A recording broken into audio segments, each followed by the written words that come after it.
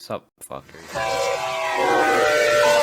Today I will be discussing why the American public transportation system is underfunded and why you should care. Car dependence has become commonplace within the US, and that is no coincidence. One reason why cars have become so common within America is due to federal zoning, housing, and transportation policies that have been implemented over the past 60 plus years. These policies have been created to directly aid with the growth of the auto industry. The significant growth of the auto industry has led to the decline in use and funding for public transportation. Along with decreasing funding for public transit, there have been housing policies that force homes to be built further apart, which leads to suburban sprawl. By spreading houses out, citizens are pushed into purchasing a vehicle to get around. Additionally, having houses spread out makes it more difficult to create an efficient public transportation system. In order to reduce car dependence, older policies that support a car-centric style of living need to be addressed. As of right now, the federal government allocates 80% of its transportation funding for roads, leaving only 20% for mass transit. Reallocating the transportation funds would allow for new public transit infrastructure to be put in place. With new mass transit infrastructure, people would no longer have to spend thousands of dollars a year just to get around. An improved public transportation system would give dozens of lower income people a financial break. Allowing for a financial break is important because as of right now, poorer citizens often spend a significant amount of their yearly income on transportation. Clearly, improving the current public transit system would benefit thousands of people. But what steps can be taken to ensure a change in funding allocation? In order to invoke changes, it is up to the citizens to voice their opinions on current transportation accessibility and quality. According to Adam Doster and Sheppard, many citizens do not want to rely on personal vehicles to get around and would be willing to pay a little more in taxes to improve public transit. A few $100s in taxes is certainly cheaper than thousands in fuel and upkeep of a vehicle. Auto manufacturers do not want the public to use mass transportation systems as it would cut into the profits of the auto industry. The auto industry is now so large that it makes up 5% of the world's manufacturing employment, with a 1.9 trillion euro or 1.96 trillion freedom bucks yearly turnover. Being so large allows auto companies to interfere with the introduction of new transportation policies via lobbying. Allowing automakers to actively lobby against policies that would promote growth of mass transit systems ensures more funding for car-centric infrastructure. By increasing funding for infrastructure designed for cars, funding for public transportation is decreased. Public transit funding has now been decreased so much that most of the funds received now go towards upkeep and maintenance rather than expansion. To allow public transit systems to effectively grow, the auto industry's grip on federal policies needs to be loosened. Private companies should not be the ones in control of a country, and certainly should not be allowed to lobby against policies that would benefit the majority of a population. If automakers lost the ability to control what transportation policies are approved and which are not, then public transportation systems would be able to effectively expand. By expanding public transit and removing unnecessary roads, cities could more easily be built around people instead of cars. Ultimately, to counteract the efforts of the auto manufacturers, the government will have to step in and crack down on lobbying. By allowing for the continuation of lobbying by the auto industry, the amount of cars on the road will continue to grow, which will lead to more congested roads.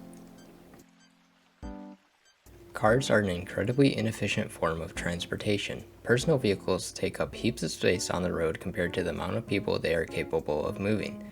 Taking up large amounts of space and moving very few people leads to one thing: congestion.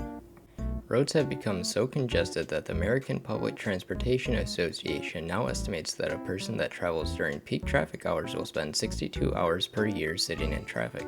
Congested roads dramatically increase the time it takes to travel, especially if a car is your only option.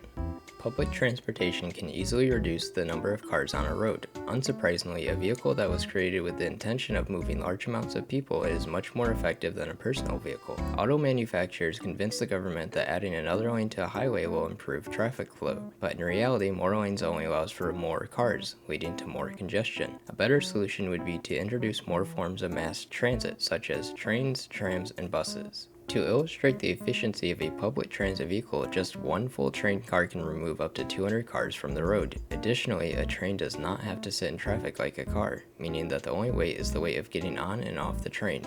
Buses and other forms of public transit are also more efficient than cars.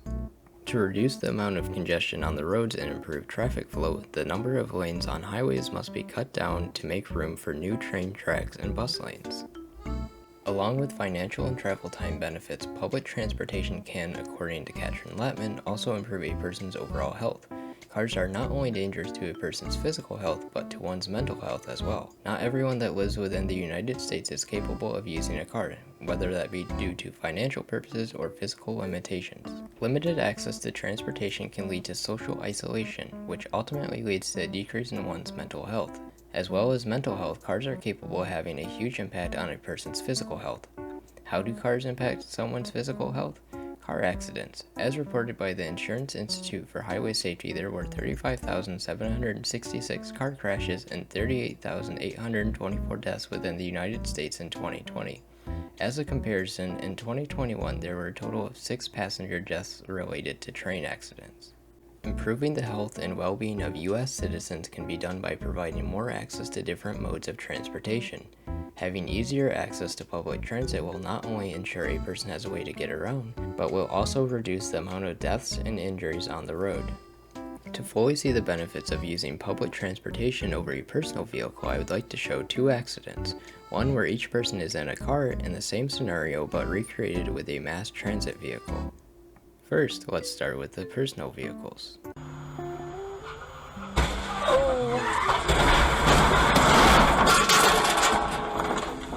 And now let's have a look at the second scenario.